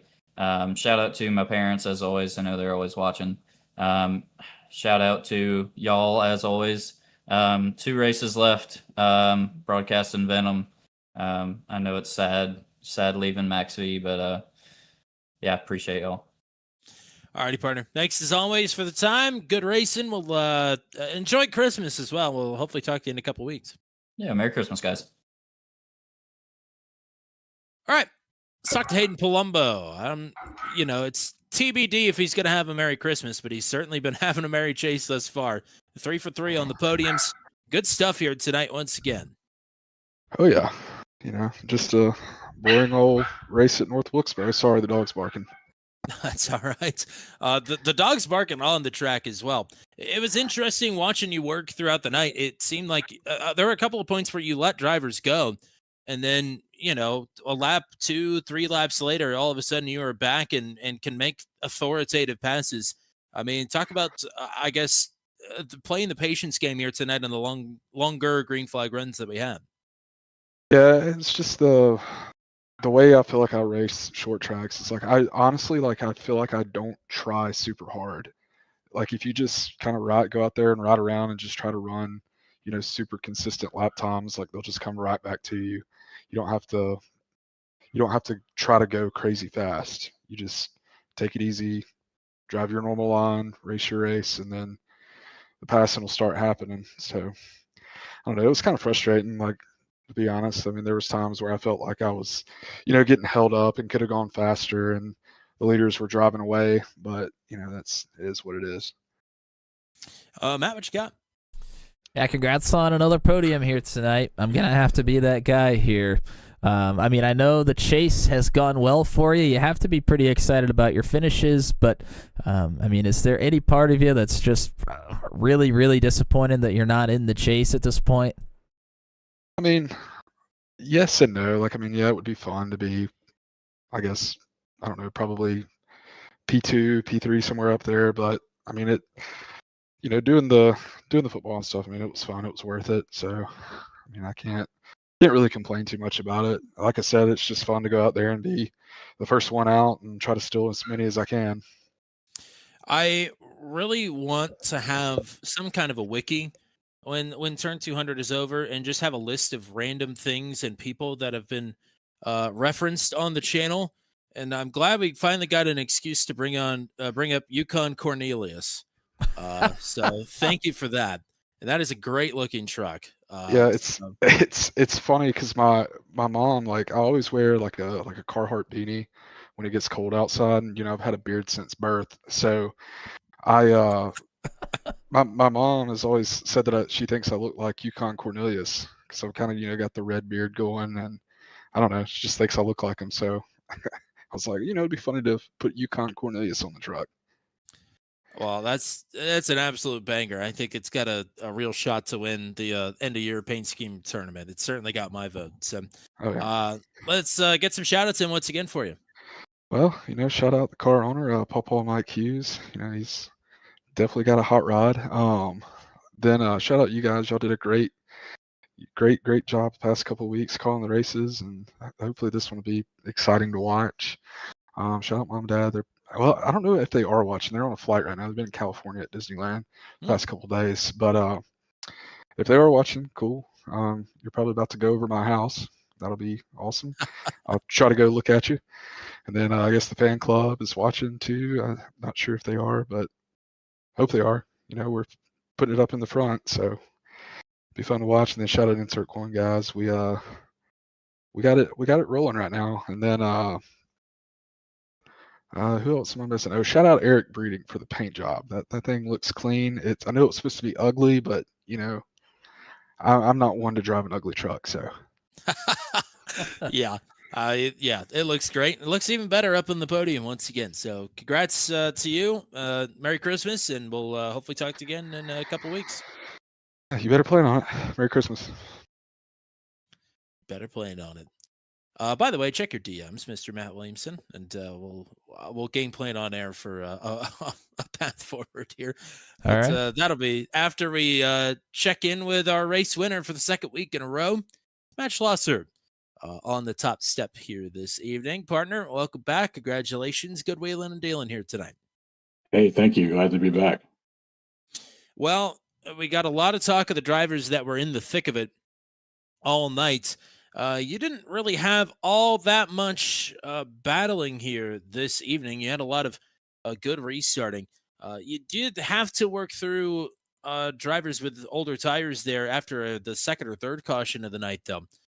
So, I mean, talk about, I guess, picking your way through strategically on with drivers on older tires in front of you. Yeah, I think fortunately the difference in tire life was enough that I could kind of just run my line on the bottom and patiently kind of pick them off. I think if their tires were too much newer than that, it would have been a lot tougher. I mean, John Kay put up a pretty good fight for the lead, held me off for a while, but the difference in tire life was enough. I think I could, luckily the bottom was kind of where I wanted to be, and the top seemed to be where a lot of others wanted to be. So I could just kind of run down there and gain a little bit and just slowly get position until I could clear going into the turn. So, yeah, it was luckily no need to no fenders bent or contact or anything. Just able to kind of work through there and get back up there. All right. It sounds like we're inducting a new member of the society as we've come to find out that Rodney Matney's a fan in the chat is also named Matt. So society meeting in session. Yeah, congrats on the win here. I mean, you were especially through the second half of the night, pretty dominant here. I mean, you're a driver that is a threat anywhere. You're a new driver to win at this racetrack, and we've had a new winner every time we've come here to North Wilkesboro. I mean, how did you feel about your chances coming into the night? I know there's been a little bit of talk about the new track surface, some new configuration with the safer barrier being there as well. I mean, how did you feel coming into the night? Did you feel like you really had the pace for the win here? I wasn't sure coming into the practice. I knew I needed to do a little extra practice and see what others were doing, and I was able to get pretty good pace once I figured out some things, and then I felt like I had a decent shot. I knew that Brody was going to be very tough, and he obviously qualified on the pole and was leading, and then just had some terrible luck, it looks like, but. I always feel pretty good about short tracks, and I feel pretty good about newer stuff that not whenever everyone's kind of on an even playing field without a whole lot of experience at a certain track, I always feel like I can adapt decently to it. So I felt good from that standpoint, and then the race went about as nicely as I ever could have hoped with just the timing of cautions and not getting stuck behind people and things like that. And once I got the lead and was able to kind of work with that, it felt like I had control of the race and just had to run my line and hopefully not get caught by anyone who was figuring out anything faster. So it worked out pretty good. Well, you've got control of the race and control of the points firmly as well, headed into the final two races of the postseason after our Christmas break. I guess, so we've kind of been given free reign to do what we want with the paint scheme contest here this evening. There is a clear consensus among the chat that you have won the fan vote of of the ugly quote unquote paint schemes of the night. I mean, I am absolutely enamored with the three trees, all with different decorations, and especially the 04 tree in the middle is just a beautiful touch. Thank you. I'm honored that the chat and you guys liked it. I spent upwards of 30 seconds drawing that Christmas tree myself. And, I copied and pasted it a few times and got it on there. So it was one of those things where I was really trying to make it ugly, and then I almost liked it a little bit because whenever you get like shininess with the spec maps and stuff, you start to really like what's going on. And I don't know. I'm thank you to the chat for liking it. I had fun making it. I'm glad people liked it. There were some really good ones, like talented painters out there. The ones Corey made and Cole's looked really good. The ones that had the like sweater pattern, like the actual like crisp ugly sweater kind of texture, those were awesome. Really good ones out there. So hopefully some other paints got some love too, because there are some really good while also bad looking to meet the criteria. So it was a good showing from everyone. So yeah, I don't think it's for anything, but just some bragging. But great stuff here tonight on the truck and on the track. Let's get some shout outs in for you. Shout out to Venom and everybody in the league. That was an awesome race, and I want to say only a few, maybe like 6-7 cautions, something like that. So that's really good for a short track. It's obviously easy to put it up in the double digits. So nice job, everyone out there on a tough track and a tricky truck. So good stuff. And congrats to Hayden and Joshua on their podiums. And shout out to the team, Chad, Zach, and Josh. Looks like they all had pretty decent runs. And shout out to Turn 200. And yeah, that's about it. All righty, partner. Thanks for the time. As always, Merry Christmas to you. And we'll be hopefully talking to you again at the Old Rock. I would. Thank you. Bye. All right. I believe we have a winner or a chicken dinner. If we want to roll on that, is this what we're going with?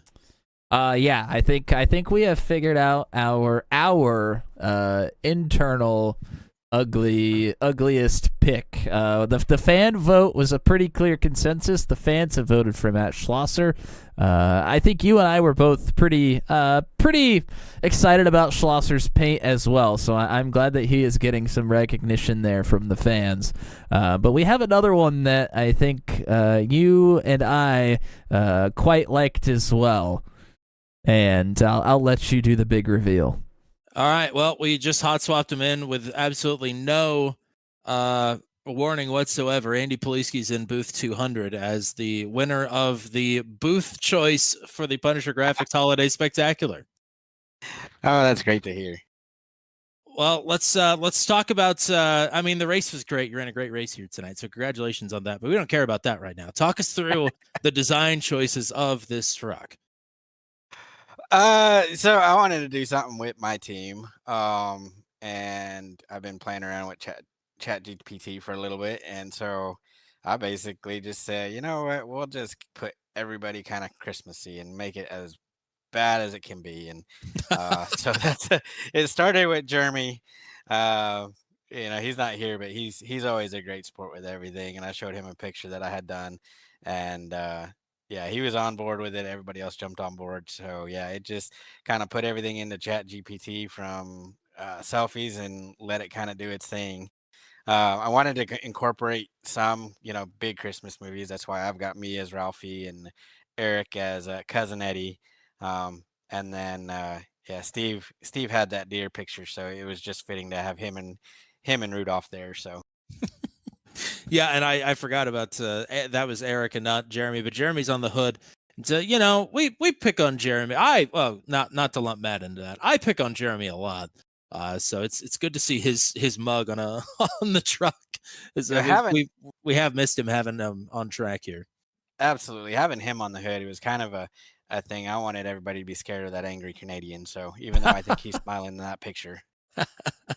Yeah, so and to be clear, the criteria was ugliest truck, and you are a quite talented painter. Your trucks look good every single week. So but that's the problem, is everybody are good painters here, and a lot of drivers made great looking trucks. This is the perfect midpoint of a bad truck made by a great painter. So yeah. and a thoughtful good design as well that ties in with Venom. It's really got a lot to love here. Matt, do you want to add anything here? Yeah, I mean, my personal favorite touch is that reindeer is the it's Rudolph that was there with Steve. So yeah, it was. I think it's a great mix of the Christmas theme along with being very Venomized here, and yeah, I loved it. So good stuff here, Andy. Well, I appreciate it, guys. It was a lot of fun doing it. I wish I had a little bit more time to do it. I would have incorporated a couple more things on it, but you only got so much space on the truck too, and you got to make it look good. So it worked out perfect. Everything kind of fit perfect, and it's got, like you said, it's Venomized on everything. It's got everybody's thing on it. It's even got Buford T. Justice on the back. So. Well, I guess this is a proper interview. Do you want to get any shout outs in before we let you go? Shout out to my team. Like I said, without them, it's not nearly as fun week in and week out. This is a great group of guys to run with every single week. I mean, great racing. We've had our troubles on short tracks, but tonight it just kind of puts it in perspective on how good it can be. I think there was great racing all the way through the field. I know up front there was a lot of good tight racing. you guys in the booth, like I said, I go back and watch it every single week. It's great to go back on the broadcast. You guys add a ton to it, so we're really gonna miss you guys in the booth next year. But I think it's gonna be fun racing against you. And then my wife and daughter being able to support me on this. She came out, my daughter came out right before she was going to bed when we finished, and just to hear her excitement to see where I ran up. So, it's always fun to do. Well, I don't think you win anything for this, but some bragging rights for sure. So congrats, and congrats on a good run here tonight as well. And Merry Christmas to you. We'll hopefully talk to you again in a couple weeks. Yep, hopefully so. Merry Christmas to you guys. Merry Christmas to everybody in the league. Like I said, it was a lot of fun doing this. I'm glad I was voted for that. So it was a lot of fun. So hope we do it again sometime. Absolutely, partner. Take care. Yes, sir. You guys too. So we'll let him get back to the important work of dissecting some of the goings on of this race. Really wasn't that bad, like Andy said, for a short track race here. And Matt said it as well. Matt Schlosser, that is. I think we had 8 cautions. Nothing too crazy. Kyle Zittle's in booth 200. Hello. Hello, gentlemen. Ho, ho, ho. Ho, ho, ho, indeed. It was a very festive night. We were internally wondering, I have the broadcast on and it's just muted, whether you boys had declared or announced a winner or winners. Yeah. We just pulled Andy Poliski in. And Matt Schlosser won the fan vote. I guess, since this is a new thing, the booth could have a vote, the fans could have a vote, and then maybe the drivers could have a vote if you could get a group consensus together. Sure. I can try to pull one together very quickly. It is a little tough sometimes, Yeah.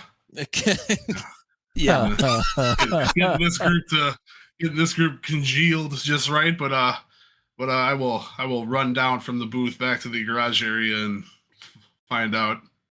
We'll just be chatting away down here, so you come right in and deliver the news. The town crier, Kyle Zittle. 10-4, gentlemen. Well, we could debrief in the meantime here, Mr. Matt Williamson. Oh, by the way, I want to say as well to Stickers McQueen, if you're still around, part of the induction to the society is also to show us the names of your pets. There's a recurring pet name in there as well, maybe, that could curry some favor. But in the meantime, like Matt Schlosser and Andy Poliski and others have said, these drivers still trying to figure out this track and this truck. But all in all, for a lot of uncertainty, this was not too bad here this evening. No, not too bad at all. I mean, there were some hiccups there in the beginning. It seemed like the restarts, particularly with this new truck, we had, I think, some issues last week as well. So it'll be interesting to see how the drivers are able to continue to navigate that. But some issues early on. But when we got green flag runs, I mean, we had 3 wide for a couple rows steep there for a little while. I don't think it gets much better than that. So yeah, shout out to all the drivers here. It was good stuff here tonight for sure. I want to give a shout out to Eric Breeding, who was in the chat, for coming up with the idea for the Christmas spectacular, with or the holiday spectacular, whatever you want to call it, with all of the paint schemes. Shout out to the drivers for committing to the bit as well. Lots of great stuff here tonight from the drivers in the paint category too. So just want to give a shout out to everybody that has participated here tonight, including the fans. Thanks for showing your support as always.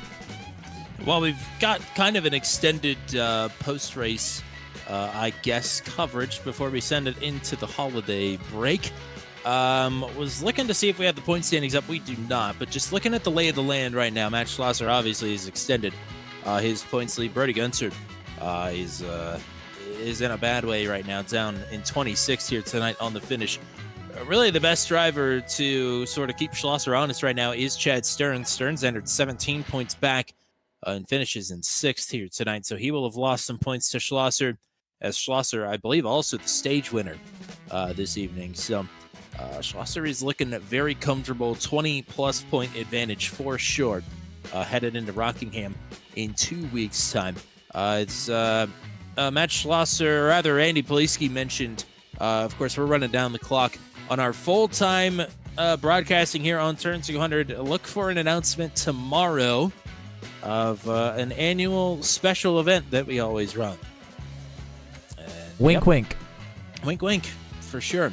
Because we will have that news tomorrow.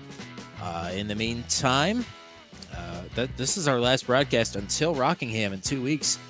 Because we will not have the Dirt 200 special on Friday, nor the Friday after that. So we really do have just a couple of weeks to do nothing, which is, it's fine. That is totally fine. I think we've earned it. We deserve a break before our dirt nap here on the channel.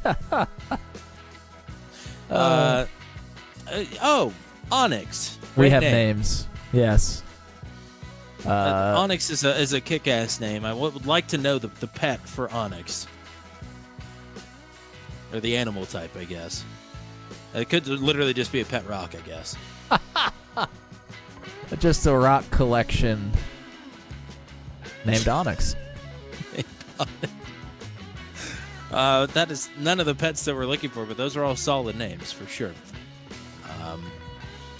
Did we thank the chat yet? I know we generally thanked everybody. Yeah, I knew we had some extra time here, so I was trying to not run through everybody. All dogs, by the way. So okay. But shout out to Stickers McQueen, shout out Eric Breeding, Don Golden, Joshua Rutherford, Robin Modacek, Brad Slagle was here as well. I believe Nathan Carroll was here a little bit earlier.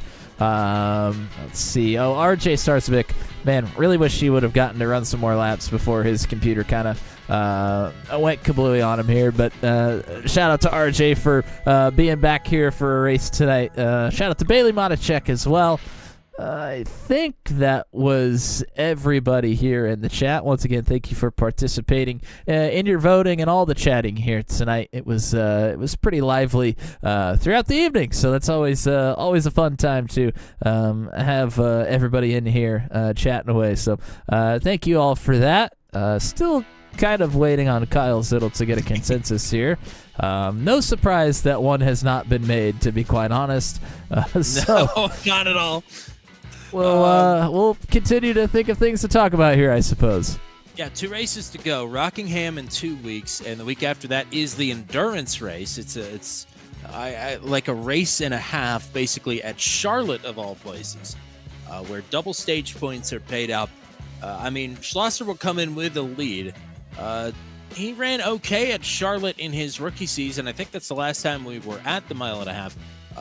Has not run with the Venom Truck Series at Rockingham, if I'm not mistaken, but he did run there at Truck 200 and honestly didn't do a remarkable job. But he's also Matt Schlosser, so I think that some things working for and against him, and a big points cushion nonetheless to sort of help any woes that he might come across in the next couple of weeks. That's the big thing, having a nice, at least 20-point cushion headed in to the final 2 races of the season will make any driver feel a little bit more comfortable. As Kyle Zittle's back in the booth. Hello. I'm back. Hello. I come ringing a bell from the rooftops. Lordy. So the consensus came back that Cole Maxwell with the prettiest truck award. Okay. For the drivers, and the ugliest truck I still believe was going to Andy, because boy oh boy, there's just a lot going on there. I think he said something about if you don't look close enough, that is Steve holding Rudolph's head. Yes it is. Oh Lord. Well, I'm looking for Cole in the chat. I don't see him though. Boy, that would be really something. Yeah, I still have my so. But yeah, Cole's was a dildos4free.com. Oh no, I saw that. I'm looking for him to try and bring him into the booth, but I think he's jet, unless I'm just looking right over him. No, he is MIA. Okay, that's all right. So your 3 paint scheme winners, the fan vote goes to Matt Schlosser. the booth vote goes to Andy Poliski and the driver vote goes to Cole Maxwell. I guess that's how that's going to roll, because we were kind of given free reign to do what we wanted. I know. For the first time in a long time, there's not a 3-week long bracket where nobody really knows what's happening until the very end. The bracket is Matt and I and you just DMing each other while we're doing the driver interviews. Exactly. What do you want to do? What do you want to do? What about this one? I don't know. Hey, hold on a second. What do you want to do? I don't know. Well, good work, gentlemen, and we'll do it again. Well, I guess we won't do it again next week. We'll come back around, and hopefully we'll have another race near the Christmas week. I'm sure we will. And there you go. Maybe we'll do it all again. Maybe we'll just do some kind of sleigh ride F-round race next Christmas and put it on turn 200 for the Venom boys. Hey, that's true. That's true. Hey, we could do that. You could do a holiday spectacular. That's right. That's not a points race. Right. Yeah. I guess when we're looking for new broadcasters, this is the one part that we need to show them, I suppose. And show them this is how we do things in Venom. Everybody. By the way, get ready to improvise. Right, exactly. Get ready to improvise. Get ready to see. We are very much like IndyCar, where no one shows up in the same paint scheme more than 1 week in a row. Pretty much. So I think this is the first time we've ever interviewed the top 5 finishers after the end of a broadcast, because Andy got 4th and you got 5th. Yeah. So I guess anything you want to say before we send it home to the holidays? No, I was very happy with the P5, especially at a short track like this where I didn't get into somebody's wreck immediately, which usually ends up happening for me. I think my only 4X was because on a pace lap I ran into Chad really hard for no reason. So that sucks, but yeah, we put up the wall, we parked the bus and came back 5th. So yeah, Merry Christmas to everybody. Happy holidays. Hope everybody enjoyed it. The drivers will learn when I go back that next week we are off, and we'll have a little 6-pack challenge for Christmas. Nice. The way it should be. Absolutely. Just the way it should be. Look forward to that every year, and we'll see you again off air next Tuesday. But good stuff here tonight. Thanks for all the work that you do, and we'll hopefully talk to you at Rockingham. I hope so. Thank you, boys, for everything you guys do for us. Very, very much appreciated. And a big thank you to him. That's all we got. Let's send it home proper now, I suppose. So, yeah, Cole Maxwell, shout out to him. That is a great looking truck. That's the thing. All the trucks look great tonight. It's funny, even looking at some of our regular paint schemes, thinking like, oh, these kind of like are Christmas-esque. Like Zach Lockett's icy scheme has a polar bear on it. Gary Clark's regular paint scheme is by a company called Northern Lights, so it's got the Northern Lights and snowflakes on it. Like, you know, lots of Christmas going on. And, yeah, rewarded with a fun race here tonight as well. So, yeah, broadcast schedule coming up. Like we said, we're off all of next week. We'll see you again here in 2 Tuesdays at Rockingham. And that will be the next broadcast on the channel. We'll look forward to that. Please, everybody, have a safe holiday season. Travel safely and celebrate responsibly, if that is even possible. But that's all we got for here tonight on behalf of everybody with the Venom Truck Series and Mr. Matt Williamson and Tony Minigan from North Paulsboro. I'm Tommy Cook saying so long and congratulations to your winner of the Punisher Graphics Venom Truck Series Holiday Spectacular. It's Matt Schlosser. Have a good night and a Merry Christmas. Happy Hanukkah.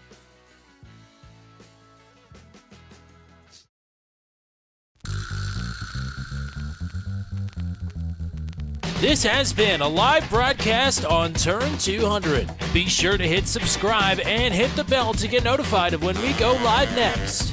Thank you very much for joining us, and we'll see you again soon.